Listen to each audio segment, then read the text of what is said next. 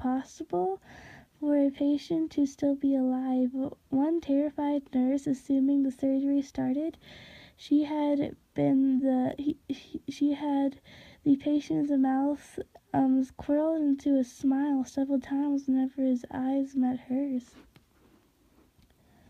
When the surgery ended, the subject looked at the surgeon and began to wheeze loudly, attempting to talk while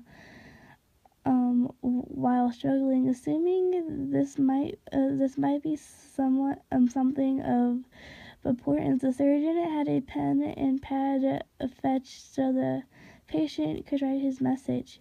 It was simple: keep cutting.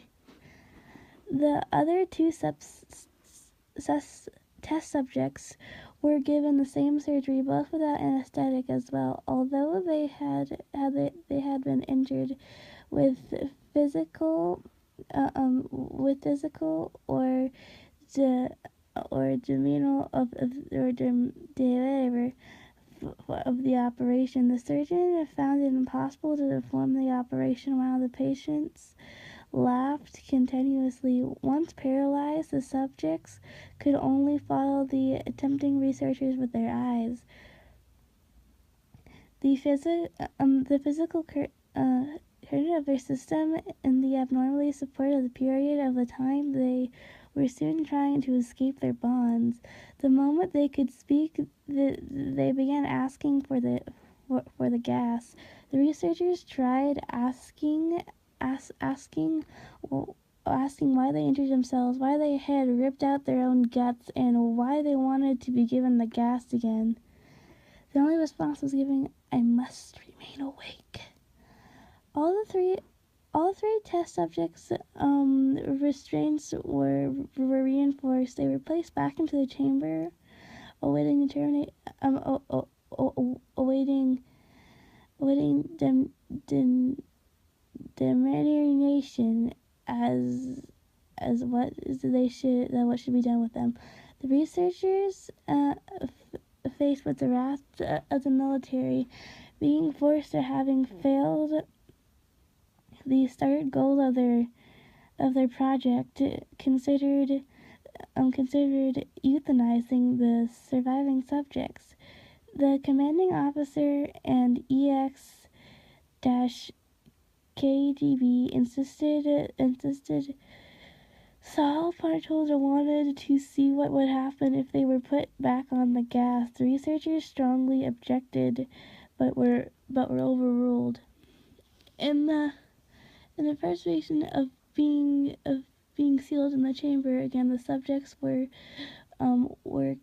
connected to an EEG monitor and had the researchers pan along the term the convince. To everyone's surprise, all three subjects stopped struggling the moment they were put back in the chamber under the gas. It was obvious that at this point in time, all three were obviously struggling to stay awake. One of the subjects that could speak was humming loudly and calmly. The mute subject straddled his legs against the leather bonds with all his might.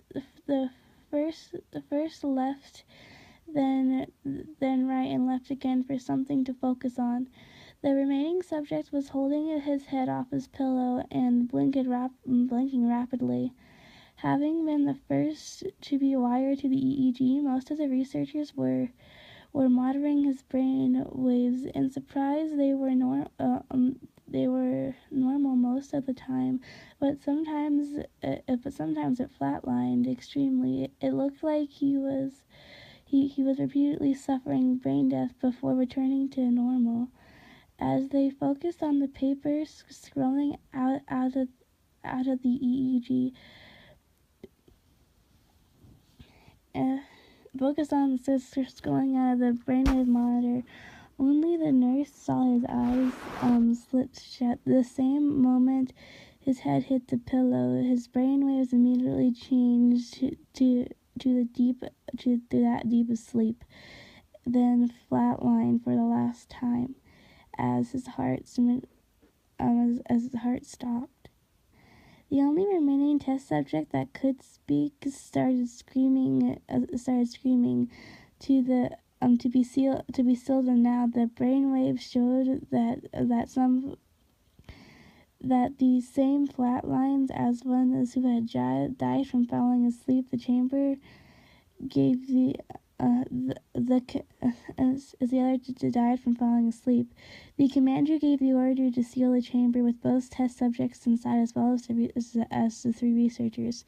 One of the three researchers immediately drew his gun and shot the commander point blank between the eyes, then turned the gun to the mute subject and blew his brains out as well. He pointed his gun at the remaining test subject, still strained to the bed. Senior members of the medical researchers team fell to the room.